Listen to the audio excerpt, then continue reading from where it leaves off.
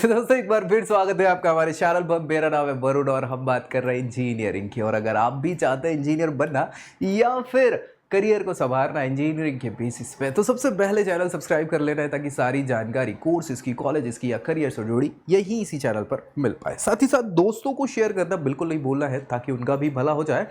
और भाई आज का ये वीडियो जो हम डिस्कस करने वाले हैं, क्या है टॉपिक, तो ये टॉपिक जो है वो बेंगलुरु का है। बेंगलुरु कर्नाटका में आता है और कर्नाटका से अगर आप इंजीनियरिंग करना चाह रहे हैं या टारगेट कर रहे हैं किसी पर्टिकुलर यूनिवर्सिटी या कॉलेज को, तो क्या ये कॉलेज आपके लिए हो सकता है या नहीं, ये तो इस वीडियो के आखिर में ही आप समझ पाएंगे। लेकिन हाँ, किसी और कॉलेज की बात करें, किसी और स्टेट से इंजीनियरिंग करना चाह रहे हैं या अपनी प्रोफाइल पर बेस्ट क्या है जानना चाहते हैं, तो नीचे प्रोफाइल एनालिसिस फॉर्म फिलअप ज़रूर कर दीजिएगा ताकि आपको आपकी प्रोफाइल पर बेस्ट क्या है ये जानने का मौका मिल पाए। तो चलिए यहाँ पे NMIT यानी कि नित्य मीनाक्षी इंस्टीट्यूट ऑफ टेक्नोलॉजी की हम बात करने वाले हैं, जो बेंगलुरु कर्नाटका में स्टैब्लिश्ड है। 2001 में इसको स्टैब्लिश किया गया था और आप जस्टिस हेगड़े साहब का नाम तो सुना ही होगा। उनके बेटे ने, विनय हेगड़े ने इसको स्टैब्लिश करा था।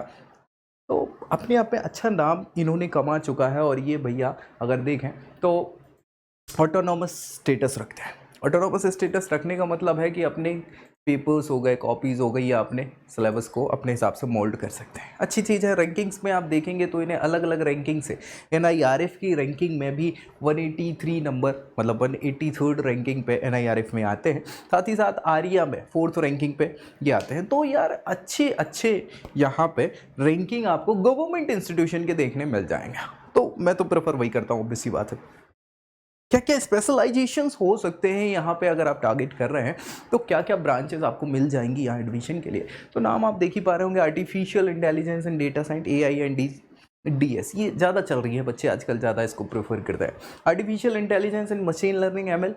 इसके बाद एरोनॉटिकल इंजीनियरिंग, हाँ ये एक अच्छी पसंद हो सकती है। Civil, computer science, electrical, electronic and communication, information technology और मैकेनिकल इंजीनियरिंग, ये सारी पुरानी ब्रांचेस हैं। तो ये सारे के सारे ऑप्शंस ये प्रोवाइड करा रही हैं, जो आपको पता ही है, ऑब्वियस सी बात है। यहाँ पे कैसे क्या आप एडमिशन ले सकते हैं, तो एडमिशन लेने के लिए चूँकि कर्नाटका है और कर्नाटका में हाँ इनकी अलग अलग काउंसलिंग्स चलती है। एक तो कर्नाटका CET की चलती है, KCET, उसके बेसिस पे एडमिशन मिल जाएगा, या फिर टेक्निकल एजुकेशन के लिए COMEDK चलता है ना। तो COMEDK के बेसिस पे आपको यहाँ पे क्या हो जाएगा, एडमिशन मिल जाएगा। इसके अलावा अगर आप नेशनल लेवल के एग्ज़ाम दिए हों, JEE मेंस वगैरह, तो उसके बेसिस पे भी आपको यहाँ एडमिशन मिल जाता है। तो ये सीधे सीधे ऑप्शंस हैं आपको यहाँ एडमिशन लेने के। उससे पहले क्या है ऑप्शन के लिए एलिजिबिलिटी, 12th पास करना है। 12th पास करने के लिए 50% PCM होना अनिवार्य है। अगर वो है बहुत अच्छी बात है, नहीं तो कैटेगरी से बिलोंग करते हैं तो 5% का रिलैक्सेशन भी आपको यहाँ पे मिल जाता है। तो ये सारे के सारे ऑप्शंस आपकी एलिजिबिलिटी के हो जाते हैं। एलिजिबिलिटी ये बेसिक एलिजिबिलिटी है। फिर आपको एंट्रेंस का मौका मिलता है। एंट्रेंस एग्जामिनेशन के बाद काउंसलिंग, और काउंसलिंग के बाद एडमिशन। एडमिशन के बाद आप समझते हैं कि क्या है, हालांकि ये सारी चीज़ें दिमाग में पहले ही आ जाती कि कौन सी ब्रांच हम ले सकते हैं, किस में मेरा मन लगता है, सारी चीज़ें। अगर ये भी आपको नहीं पता या कोई गाइड करने वाला नहीं है कि क्या आपके लिए बेस्ट होगा आपकी प्रोफाइल पे, तो प्रोफाइल एनालिसिस फॉर्म फिलअप करना बिल्कुल मत भूलिएगा। चलिए आगे बात कर लें। यहाँ पे हमने एलिजिबिलिटी की बात कर ही ली है, सारी चीज़ें डिस्कस कर ली हैं। देखिए कर्नाटका में भी क्या होता है, 45% है, 50% का भी क्राइटेरिया नहीं है, 5% और अगर आप हाँ कैटेगरी से बिलोंग कर लेते हैं तो बढ़िया।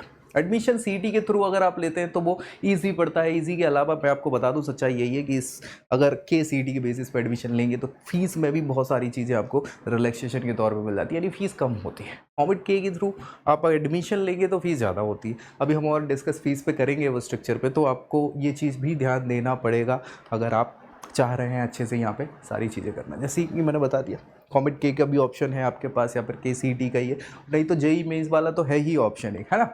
बढ़िया। चलिए मैनेजमेंट कोटा, हाँ ये एक ऑप्शन हो जाता है, अच्छा हो जाता है। प्राइवेट यूनिवर्सिटीज़ के साथ या इंस्टीट्यूशंस के साथ यही होता है कि वो हाँ, अब जैसे मैंने बताया कि ये कैसे है, ऑटोनोमस बॉडी है। ऑटोनोमस अपने थोड़े से रूल्स बना सकते हैं अपने हिसाब से, कुछ मोल्ड कर सकते हैं चीज़ों को। सो इन्होंने यहाँ पे क्या किया हुआ है कि भाई मैनेजमेंट कोटा रखा है। 25% सीट्स जो फुलफिल होती है वो मैनेजमेंट कोटा से। अब मैनेजमेंट कोटा के साथ क्या होता है कि एग्ज़ाम ना दिया हो या परसेंटेज कम हो या ऐसे 2-4 चीज़ें आपकी अलग अलग डिपेंड करता है वो कॉलेज क्या ले रहा है, किस हिसाब से एडमिशन दे रहा है, तो वो भी हो जाता है। हालांकि उसमें फीसेस के थोड़े से चांसेस ज़्यादा रहते हैं कि फ़ीस ज़्यादा लगेगी, ऑब्वियस सी बात है।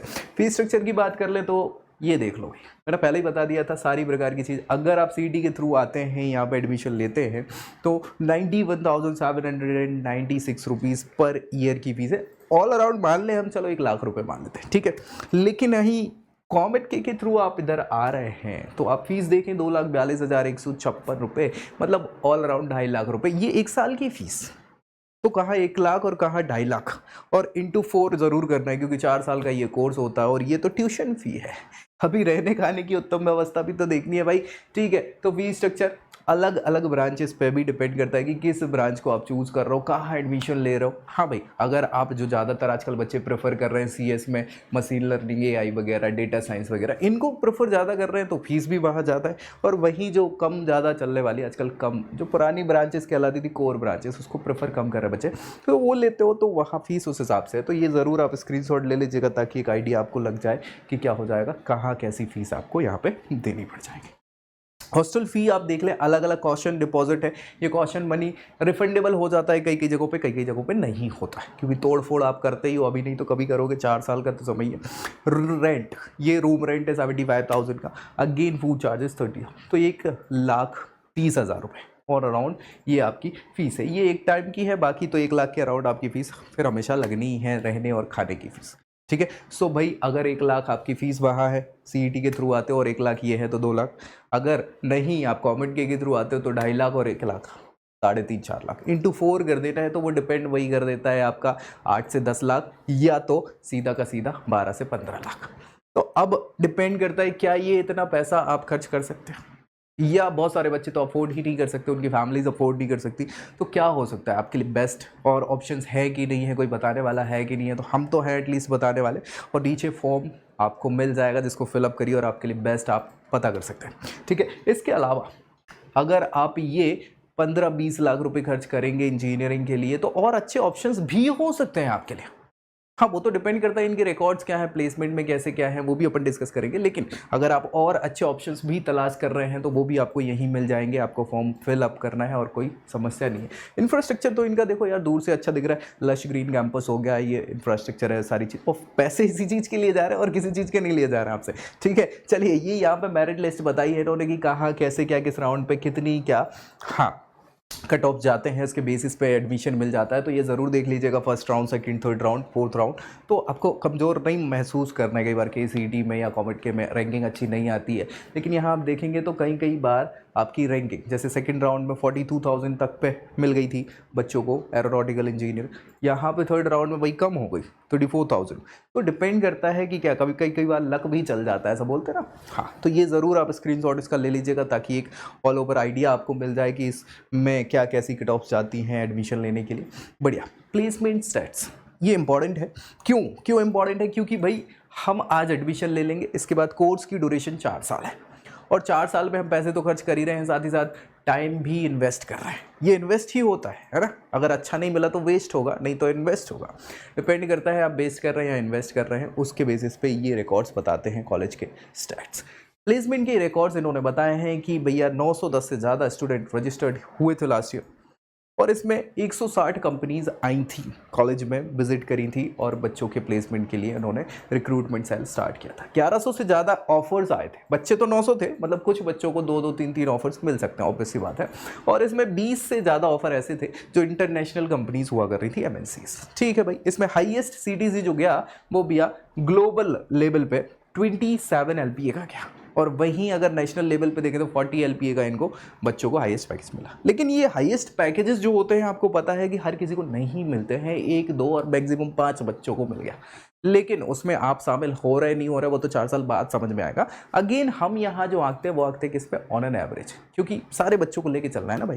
तो ऑन एन एवरेज इन्होंने बताया कि भाई 6 एलपीए के अराउंड यहाँ पे क्या हुआ था, बच्चे को प्लेस किया गया था। तो 6 लाख, और हमारा ओवरऑल खर्चा कितना जा रहा है, अगर हम सिंपल के सीईटी के थ्रू जा रहे हैं तो 8-10 लाख का है ना, और अगर वैसे कॉमेट के थ्रू जा रहे हैं तो ये चीज़ 15 के अराउंड हो जाता है, 15 से 20 के अराउंड। तो डिपेंड करता है, अब 6 लाख रुपए अगर आपको मिल रहा है तो मुझे नहीं लगता बहुत अच्छा ये रिटर्न है। बाकी आप पे डिपेंड करता है कि कुछ नहीं से कुछ अच्छा तो हो सकता है, लेकिन और भी ऑप्शंस मैं आपको पहले ही बता चुका हूँ। आप चाहें तो चैनल पे जाके एक बार देख लीजिएगा और अच्छे अच्छे ऑप्शंस आपको मिल जाएंगे। और नहीं तो अगर पर्सनली जानना चाहते हैं कि बेस्ट क्या होगा आपकी प्रोफाइल पे, तो नीचे प्रोफाइल एनालिसिस फॉर्म है जिसको फिल ज़रूर कर दीजिएगा ताकि आपके लिए बेस्ट आप जान सको।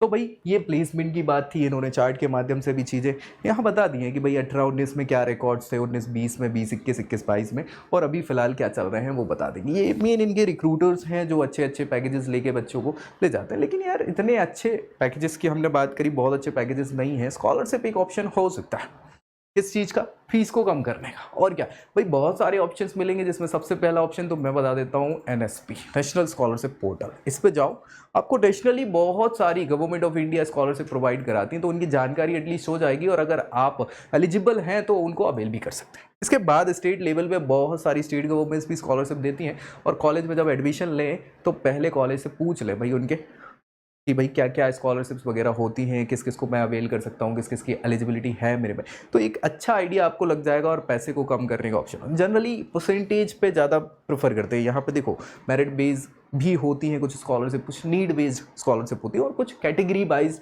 स्कॉलरशिप होती है, डिपेंड करती है। कुछ प्राइवेट स्कॉलरशिप ऐसी है कि जो चली आ रही है स्कूल के कैंपस के द्वारा या वहाँ से, तो वो डिपेंड करता है। आपको पता होना चाहिए, ये इंपॉर्टेंट है, और पता होने के बाद ही अवेल कर पाएंगे ना। तो इन्होंने भी बताई हैं कि यार कुछ हम फी वेव ऑफ कर देते हैं, इसके अलावा ये एजुकेशन लोन प्रोवाइड करा देते हैं। देखो प्राइवेट यूनिवर्सिटीज़ के साथ यही है, या कॉलेजेस के साथ, क्यों भाई मैं अपनी फालतू में दुविधा लूँ, जब पैसे आ रहे हैं कमाने ही हैं तो फिर क्या ही, हम लोन की व्यवस्था करवा देंगे ना आपको, आप चुकाते रहो, कोई दिक्कत नहीं है ना।